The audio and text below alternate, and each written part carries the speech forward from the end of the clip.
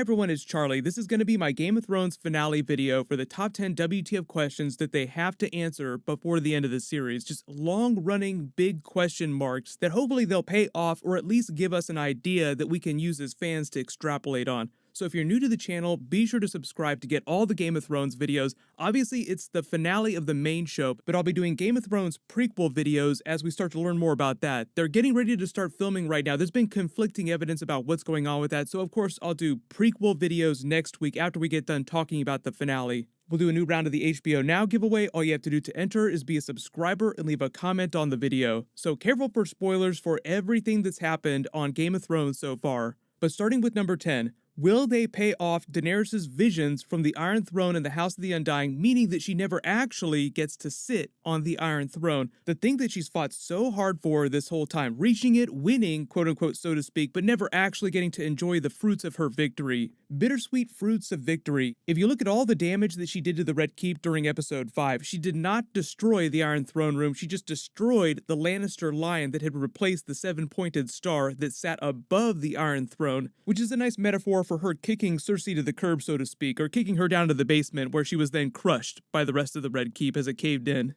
Number 9, if Daenerys really does wind up dying, what will Drogon do? Because he's a weapon of mass destruction, and he would probably be pissed if Daenerys died. Would he just live out the rest of his life as a riderless dragon roaming around the world where he pleases? Dragons with proper access to a good food source would just continue to grow the older and older that they get. That was why Balerion the Black Dread grew so big. It's just because he lived to be so old and he continued to grow. He was close to about 200 years old at the time of death. And Drogon is less than 10 years old, so just imagine he could continue living for a couple hundred more years.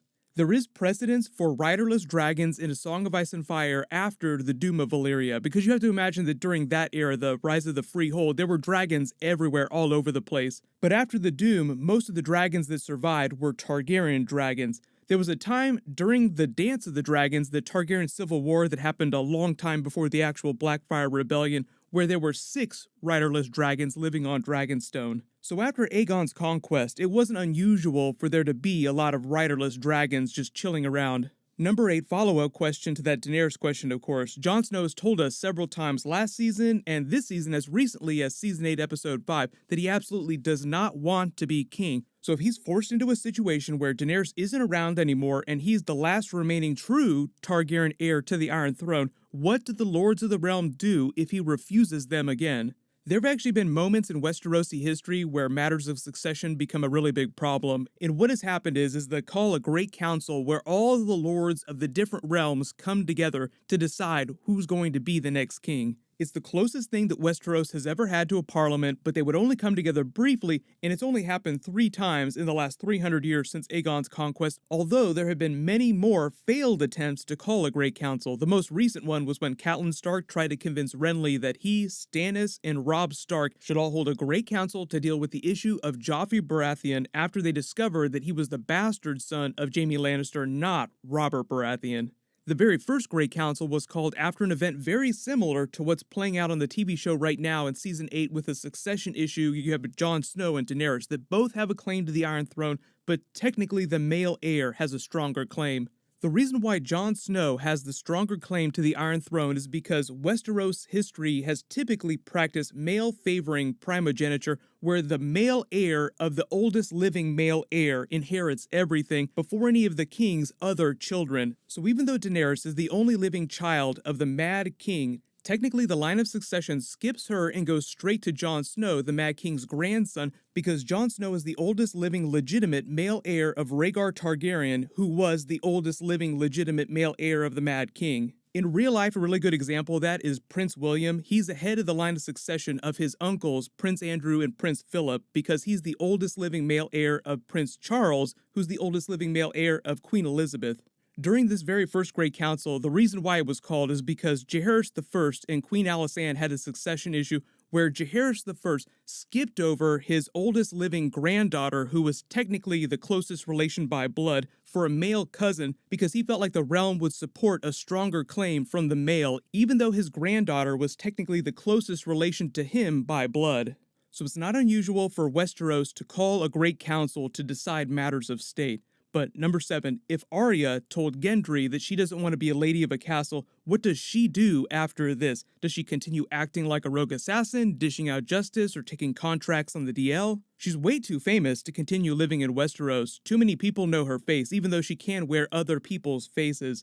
There was a scene during Season 6, Episode 8 that I hope that they pay off because it seemed like a pretty big setup for a way to send her character off at the end of the series. She's talking to Lady Crane, talking about escaping from the Faceless People, leaving this life, and she says, "Where will you go?" Arya eventually says, "What's west of Westeros?" She says, "I'd like to see that someday." Where will you go? Essos is east, and Westeros is west. But what's west of Westeros? I don't know. Nobody does. It's where all the maps stop. The edge of the world, maybe. I'd like to see that. So do they pay that off by having one of her final shots on the series be of her sailing beyond the Sunset Sea to the western continent? Otherwise, her only other option would be to go back to Essos. But just remember during the end of Season 4, beginning of Season 5, where you see Arya boarding a ship to go away. Will they do something similar like that for her at the end of the Game of Thrones series? Will that be one of the final shots of her just sailing off into the unknown? 6, Tyrion took a weird interest in Bran Stark after the battle with the White Walkers and had this whole big scene talking to him about being the only living male heir to Ned Stark. You would make a great Lord of Winterfell. Even though Bran said, "I don't really want anything anymore." Later in that very same episode, when Varys was talking to Tyrion about possibly getting rid of Daenerys, he said maybe the best choice for a king would be one that doesn't want power. So if Jon Snow were to refuse the throne, who would become the next king if the lords even want another king? Gendry is another newly minted heir with a now legitimate claim to the Iron Throne through Robert Baratheon. But as history repeats itself during A Song of Ice and Fire several times, I think people would be worried that Gendry would just be another weak king like Robert Baratheon. There are a lot of people that are wondering if they would make Bran Stark the new king. How would that even work? Because as Bran said, he doesn't want anything, literally anything beyond probably 3 regular meals and handicap access to a nearby weirwood tree. For the most part, he's basically a glorified library of world history with perfect recall, so he's more useful in situations where you need lots of detailed information about things, so you'd need a situation where Bran would have someone around him to help focus his attention. And even if they just want to make him a figurehead, he'd really be better off living with the Archmaesters in the Citadel with a team of them around him just writing down every bit of history they can get out of him. Because if it's the Maester's job to record history and Bran is literal history, he can tell them everything that's ever happened in the greatest detail, then why wouldn't you take advantage of that and have the Maesters start recording everything? 5, a lot of us been wondering, will there actually be an Iron Throne anymore, or will they, as we've all suspected, just destroy it for symbolic reasons? You can't win the Iron Throne if there's no Iron Throne anymore. When HBO started promoting Game of Thrones Season 8, they used the For the Throne hashtag. We were all like, that doesn't make any sense, because we were still thinking that the White Walkers were going to be the biggest threat. Like, the Iron Throne isn't even going to matter anymore by the end of the series, because we're dealing with the Army of the Dead. It's life or death here. Who cares about a pointy throne made of a bunch of swords?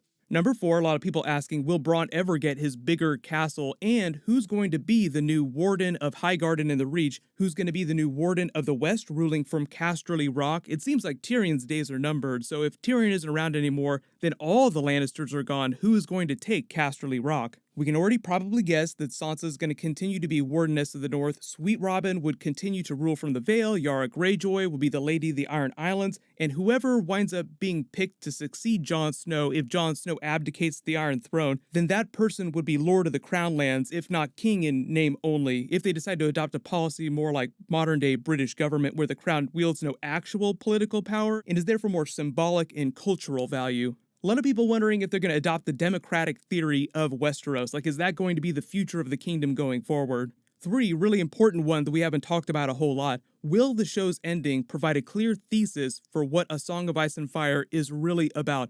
There's going to be a lot of arguments for what Game of Thrones has really been about this whole time. It's not about climate change, I'll tell you that. People try to liken it to allegory, but recent events seem to suggest it's more of a story about the dangers of autocracy and putting so much power in the hands of a single person, the value of shared rule, people working towards the common good, all the while subverting a lot of the tropes of typical fantasy stories about good and evil. There is no true good, there is no true evil, only bitter victories, and the reality that you're faced with going forward. Like, Martin talks a lot about the time that happened after Aragorn's victory, after he ascended the throne. How did they deal with all the orcs? Did he go around killing all the orc babies after that? So no one really gets to ride off into the sunset with a classic happily ever after. Just very general, broad themes that everybody in 50, 100, 150 years could read and apply to their own lives. Not any kind of direct allegory for what's happening in present day for us. George R. R. Martin has said that his ending was inspired a lot by Tolkien's ending of Lord of the Rings, and Tolkien absolutely hated the idea of allegory and the suggestion that his books were about World War I and World War II.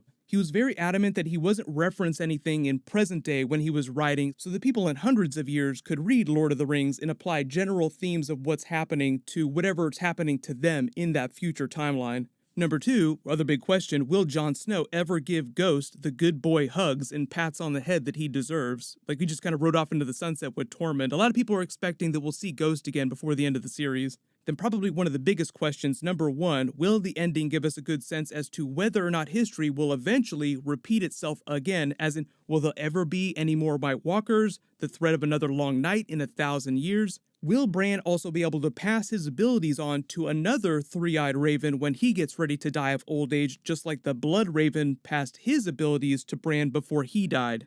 Remember when Bran said that he was the literal living memory of all of mankind's history? Obviously, that has to continue living, so he would have to pass his knowledge on to another three-eyed raven. But what'll happen is my finale video will post Sunday night just like normal, and then I'll do a bunch of bonus videos after just reflecting on the series. If there's any specific videos you want me to do, let me know in the comments. Don't forget about the bonus episode that's airing the week after the finale. I'll do a video for that just like I would for any of the other episode videos. Then obviously I'll start doing some Game of Thrones prequel videos, but I don't think that that's supposed to premiere till next spring at the earliest, maybe next summer, depending on how quickly they get through their episode production schedule this summer. But don't forget, we have Watchmen coming this fall to HBO. We have The Witcher Netflix series. We have the Lord of the Rings series, which is probably going to start sometime towards the end of next year. There's a bunch of other big stuff that's starting later this year, but as long as you have alerts enabled for my channel, you'll see the videos when I post them, so you'll see that stuff, no worries.